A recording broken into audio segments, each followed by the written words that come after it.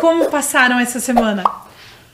Foi uma semana super divertida, porque eu pesquisei muitas coisas sobre os homens e as mulheres, não só nas religiões, mas também na nossa sociedade. E agora, para a gente começar a nossa aula de hoje, eu vou pedir para você separar aquele material esperto que você usa todas as aulas, que é o seu caderno ou aquela folha de anotação que você costuma usar, o seu lápis ou a sua caneta, o que você preferir, para a gente observar um pouquinho do que nós fizemos na aula passada e começar a nossa aula de hoje, combinado? Pega lá o seu material que eu tô te esperando.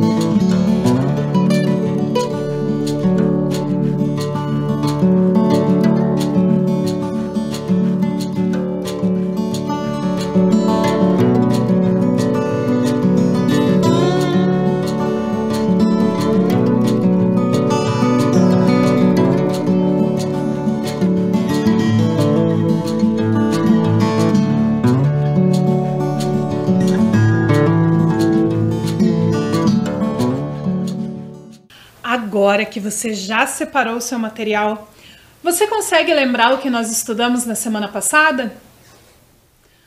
Isso mesmo, na semana passada nós vimos um pouquinho da atuação de homens e mulheres em algumas religiões da matriz ocidental.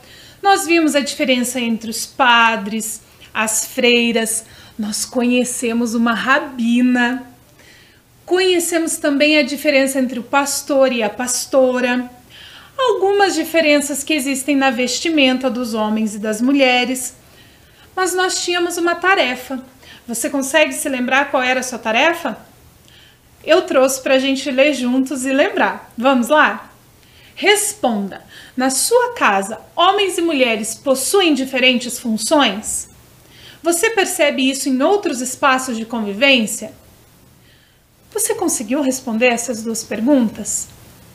Elas parecem muito simples, mas às vezes é muito difícil da gente perceber essa diferença que se faz entre homens e mulheres, porque faz parte da nossa cultura, da nossa vivência, do nosso dia a dia. Nós estamos tão acostumados com isso que muitas vezes nem percebemos que os homens e as mulheres, até dentro da nossa casa, possuem funções diferentes, mesmo que isso não tenha ligação com a religiosidade. Isso faz parte da nossa cultura, da nossa sociedade. E hoje nós vamos falar um pouquinho mais sobre essas diferenças na nossa sociedade. Como era um pouquinho antes, alguns anos atrás, como está hoje e como essas coisas vão se modificando. Por isso, eu vou convidar você para ler junto comigo esse texto que está na sua tela. Até alguns anos atrás, havia muitas coisas que eram consideradas exclusivamente masculinas, enquanto outras eram exclusivamente femininas. Você sabe o que a palavra exclusivamente quer dizer? Isso mesmo, que as coisas que eram masculinas eram só masculinas e as mulheres não podiam fazer de jeito nenhum. E as coisas que eram femininas eram só das mulheres. Quer ver uma coisa bem simples? Votar. Você já deve ter ouvido na televisão, na sua escola ou na sua família as pessoas falando sobre as eleições. Quando a gente vai mudar o presidente, mudar o governador, mudar o prefeito, os vereadores. Mas você sabia que até alguns anos atrás as mulheres não podiam votar? Isso mesmo, somente os homens votavam. Era uma função exclusivamente masculina. Mas algumas mulheres lutaram pelo direito de voto e hoje todas as pessoas com mais de 18 anos têm o direito de votar, tanto faz se são homens ou se são mulheres. Como essa informação que nós lemos é muito importante, eu vou pedir para você copiar no seu caderno e eu fico esperando, combinado? Então copia o texto que a gente já volta.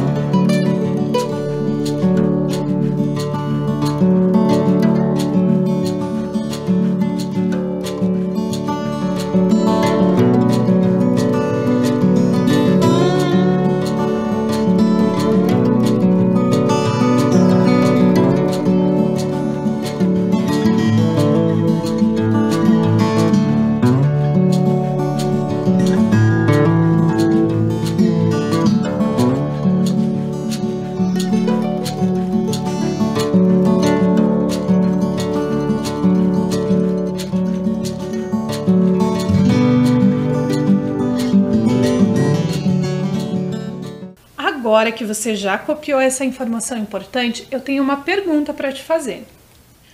Você já deixou de fazer alguma coisa por ser menino ou por ser menina? Ou porque alguém disse que você não podia fazer aquela coisa por ser menino ou menina? Ou porque você ficou com medo de fazer? Ou porque ficou com vergonha de fazer e o que as pessoas iam pensar de você? Eu vou fazer o seguinte. Eu vou deixar você copiar e responder essa pergunta, porque ela é bem importante para a gente refletir sobre como é a divisão dos papéis de homens e mulheres na nossa sociedade hoje, mesmo quando a gente é criança. Então, copia a pergunta, responde, que eu fico esperando para a gente conversar mais um pouquinho.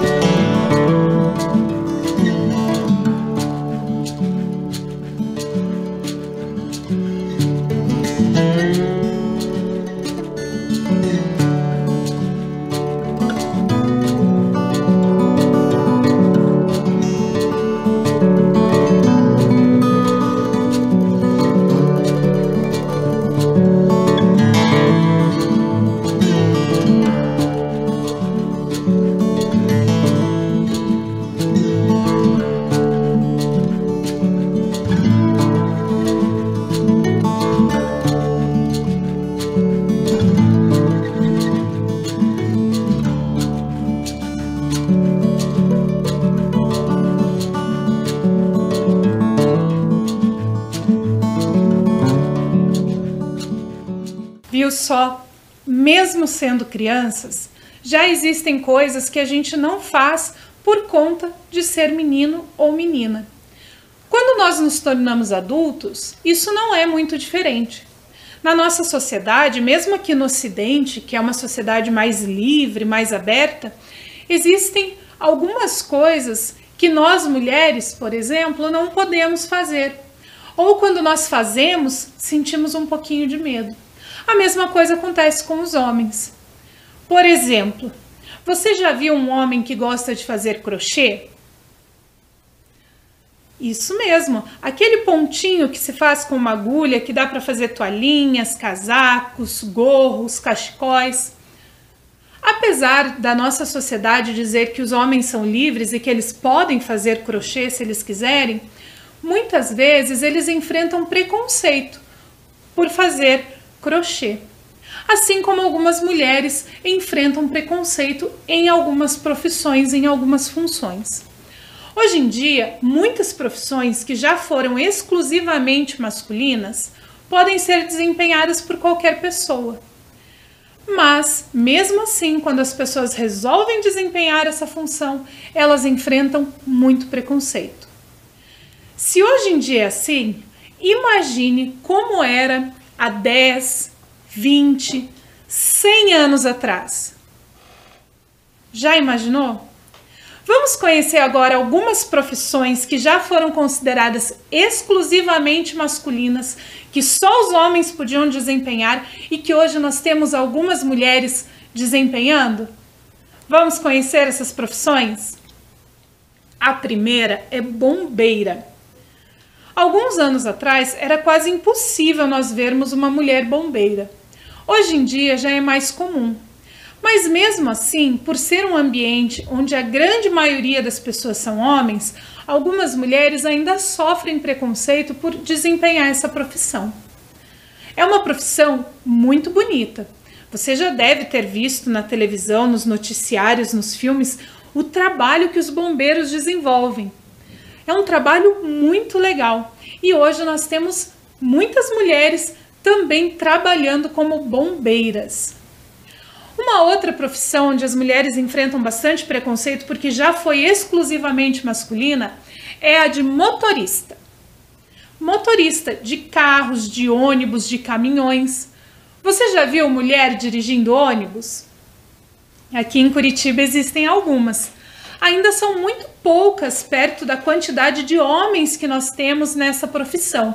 Mas nós já temos mulheres que são excelentes motoristas, dirigindo inclusive o ligeirão, o biarticulado. São mulheres que enfrentaram o preconceito e hoje trabalham numa profissão que já foi exclusivamente masculina. Inclusive, alguns anos atrás, as mulheres eram proibidas de dirigir. E hoje ainda existem países que proíbem as mulheres de dirigir, inclusive carros. São países muito conservadores, mas nós aqui no Brasil também já passamos por essa fase. A próxima profissão é médica. Provavelmente você já se consultou com uma médica mulher, não é mesmo?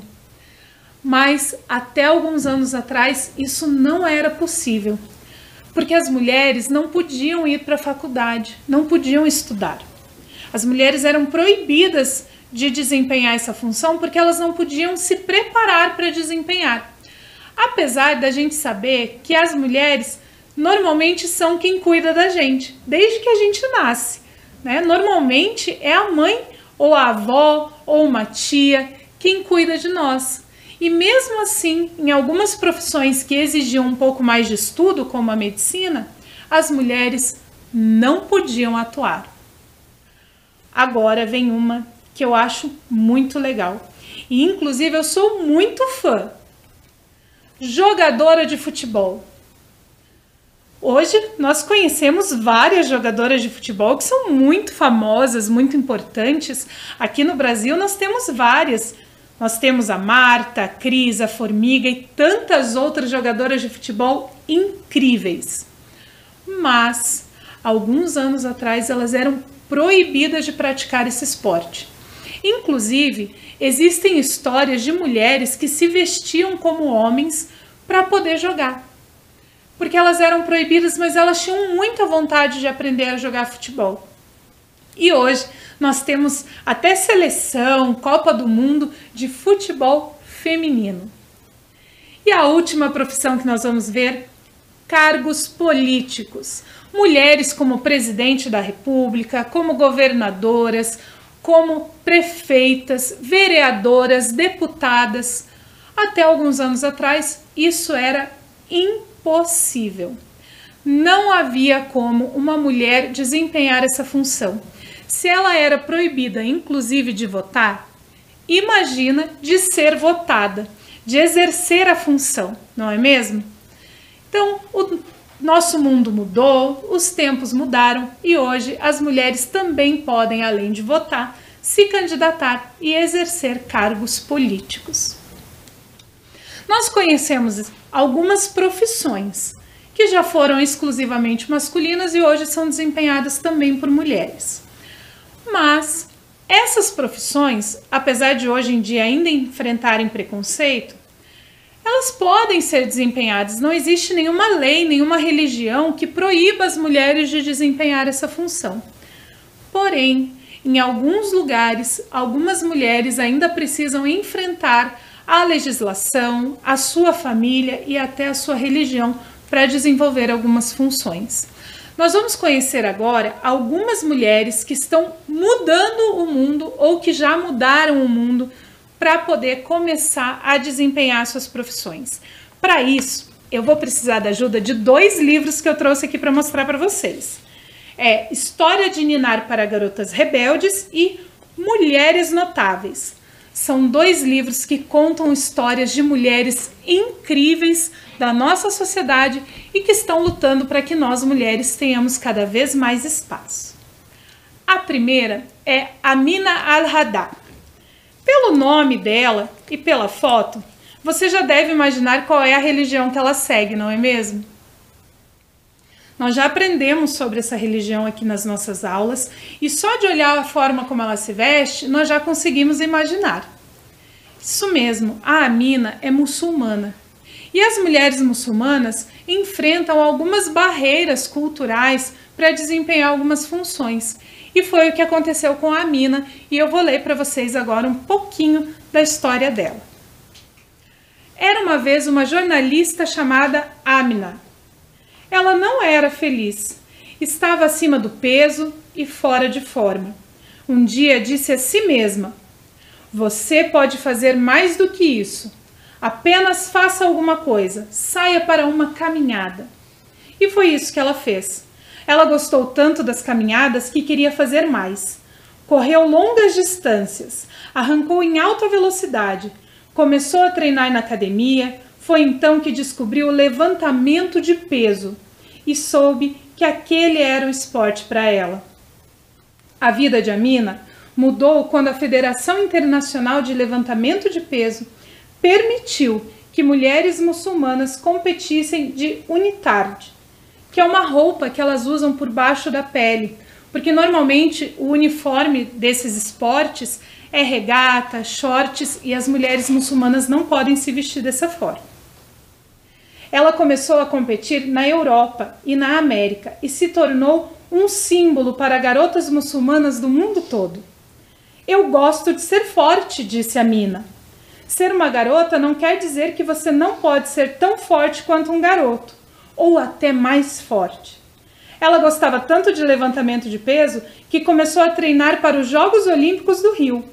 Amina acredita que todos deveriam encontrar um esporte que gostam e praticá-lo, independente da sua idade, religião ou etnia. Esportes são bons para todos, ela explica. Traz paz e une as nações. Não importa quais sejam os desafios, nunca fuja do seu sonho. Quanto mais você insiste, mais próximo você estará das suas metas. Quando as coisas ficam difíceis, simplesmente se fortaleça. Então, a dificuldade que a Amina enfrentou, principalmente no início, foi porque a Federação Internacional não permitia que ela usasse esse uniforme diferente. e a religião dela não permitia que ela usasse regata e shorts. Mas, quando a federação então aceitou mudar a lei e deixar que ela usasse esse uniforme, ela se tornou uma das maiores esportistas que nós temos. Super legal, não é mesmo? Uma mulher que lutou contra algumas legislações que excluíam as mulheres da religião dela e conseguiu se tornar um grande ícone para meninas do mundo todo. A próxima, você já deve ter ouvido falar. O nome dela é Maia Gabeira. Ela é brasileira. E aí você deve estar se perguntando, mas professora, ela está com uma prancha de surf. E aqui no Brasil as mulheres podem ir à praia. Não tem nenhuma lei, nenhuma religião brasileira que proíba as mulheres de frequentar a praia ou de serem surfistas. Realmente, a Maia Gabeira não teve problemas religiosos com relação a se tornar surfista. O problema que ela enfrentou é um pouquinho diferente. Vamos conhecer a história dela? Era uma vez uma menina que adorava ondas grandes. Não aquelas que você pula na beirinha do mar, nem aquelas que você vê do pier. Ela adorava ondas super, hiper, mega gigantes e queria se tornar a super mulher do surf. De novo não, Maia, dizia sua mãe quando a filha ia para a praia. Você sempre fica molhada e com frio, e todos os outros surfistas são meninos. Maia não se importava. Surfar era sua paixão. Bom, mãe, os caras vão ter que se acostumar comigo. Ela viajou ao redor do mundo em busca das maiores ondas possíveis. Foi para a Austrália, Havaí, Portugal e surfou muito aqui no Brasil. Maia entrava no avião e ia para qualquer lugar atrás da maior onda. Certa vez na África do Sul, ela surfou uma onda de 14 metros de altura, a maior já surfada por uma mulher. Ela ganhou todas as competições importantes e se tornou a surfista de ondas grandes mais bem paga do mundo. Porém, certo dia, enquanto surfava em Portugal, uma onda pegou de surpresa. A parede d'água caiu sobre ela e a arrastou para debaixo d'água. Ela quebrou alguns ossos e quase se afogou, até que o seu parceiro conseguiu resgatá-la e prestar os primeiros socorros. Depois de um acidente tão assustador, a maioria das pessoas ficaria com medo e não voltaria para a água outra vez, ou até pensasse em mudar de carreira. Não a Maia. Assim que se recuperou, Maia voltou para a mesma praia em Portugal. Eu amo isso, disse ela. As ondas aqui são épicas. Então, a experiência da Maia Gabeira serve para nós observarmos que nem sempre essas proibições, essas imposições do que é de mulher, do que é de homem, do que as meninas podem fazer e do que os meninos podem fazer, vem da religião. Muitas vezes vem da nossa cultura e da nossa sociedade. Então, mesmo a Maia não tendo esse impedimento religioso com relação à prática do esporte, ela enfrentou algumas dificuldades para poder seguir a carreira que ela queria. Agora, nós vamos conhecer uma outra pessoa, a Ruth Bader Ginsburg, uma juíza da Suprema Corte dos Estados Unidos. Mas será que ela enfrentou alguma dificuldade para ser juíza nos Estados Unidos? Vamos descobrir? Era uma vez uma garota que sonhava em ser advogada. Uma advogada mulher? As pessoas riam dela. Não seja ridícula. Advogados e juízes sempre são homens. Ruth olhou ao redor e notou que era assim mesmo. Mas não tem por que isso não mudar, ela pensou. Ela se inscreveu na Escola de Direito de Harvard e se tornou uma de suas estudantes mais brilhantes. O marido dela, Marty, também era aluno de Harvard e costumava ouvir das pessoas. A sua esposa deveria estar em casa fazendo bolo e cuidando do bebê. Marty, porém, não lhes dava ouvidos. Ruth cozinhava muito mal. Além disso, ela adorava cuidar da filha e tinha orgulho de sua incrível esposa. Ruth acreditava muito nos direitos das mulheres. Ela representou 6 casos que se tornaram referência de igualdade de gênero na Suprema Corte dos Estados Unidos. Depois, ela virou a segunda juíza mulher na história do Supremo Tribunal de Justiça do seu país. Existem 9 juízes na Suprema Corte. Se me perguntam quando haverá mulheres o suficiente, eu digo, quando houver 9 mulheres.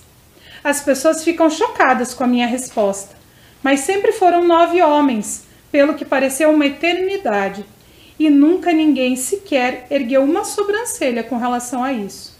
Aos 80 e poucos anos, Ruth faz 20 flexões por dia e se tornou um ícone da moda, graças aos colares extravagantes que usa por cima da toga. Então, olha só, uma mulher que resolveu ser advogada e ouviu até piadas na faculdade porque as pessoas achavam que uma mulher não poderia desempenhar essa função. Mas ela superou isso, lutou muito e hoje nós temos muitas mulheres advogadas, muitas mulheres juízas nos Estados Unidos. E para a gente encerrar essa nossa conversa sobre mulheres que desafiaram a sociedade e essas imposições sobre o papel de homens e mulheres, nós vamos conhecer uma figura muito importante da história aqui do Brasil. Eu tenho certeza que você já ouviu o nome dela, porque nós temos em Curitiba até uma rua enorme com o nome dela. Sabe de quem eu estou falando? Da Anita Garibaldi. A Anita Garibaldi foi uma mulher que viveu aqui no Brasil e enfrentou muitos preconceitos por ser mulher. Vamos conhecer um pouquinho da história dela? A história de Anita Garibaldi começa com uma história de amor. Anita e Giuseppe Garibaldi lutaram juntos em um grupo de rebeldes sul-americanos e italianos. Anita nasceu no Brasil, em uma família pobre de fazendeiros e pescadores. Uma formação difícil, mas que lhe rendeu excepcionais habilidades de equitação e grande bravura. Aos 14 anos, fizeram com que ela se casasse, mas logo depois ela se juntou ao exército. Em 1839, conheceu Giuseppe Garibaldi enquanto ele combatia em um levante republicano que durou 10 anos, a Guerra dos Farrapos ou Revolução Farroupilha. Ela lutou junto com o Giuseppe e se tornou um dos grandes nomes da luta dos Farroupilhas aqui na região sul do Brasil. A história dela é muito legal, mas eu não vou contar a história toda porque eu tenho certeza que você ainda vai estudar muito sobre ela nas aulas de história. Combinado? O que você achou dessas mulheres que nós conhecemos hoje? Mulheres que enfrentaram algumas imposições sociais, enfrentaram sua cultura para que nós, mulheres, pudéssemos desempenhar várias profissões hoje, inclusive ser professora. Você deve estar pensando, mas professora, lá na minha escola, a maioria das professoras são mulheres. Algumas escolas nem têm professor homem. É verdade, mas muitos anos atrás, somente os homens poderiam ser professores. Até porque, na maioria das sociedades, as mulheres nem podiam ir para a escola. Então, nós já tivemos os homens à frente de várias profissões, que hoje são consideradas majoritariamente femininas. Mas agora a gente já conversou bastante, a prof já falou bastante, já leu bastante. Nós vamos brincar de caça-palavras. Combinado? Então eu vou deixar esse caça-palavras na sua tela. Você vai tentar localizar aí 11 funções que podem ser desempenhadas por mulheres na nossa sociedade. Combinado? Eu vou deixar você brincando e eu já volto para mostrar para você a resposta.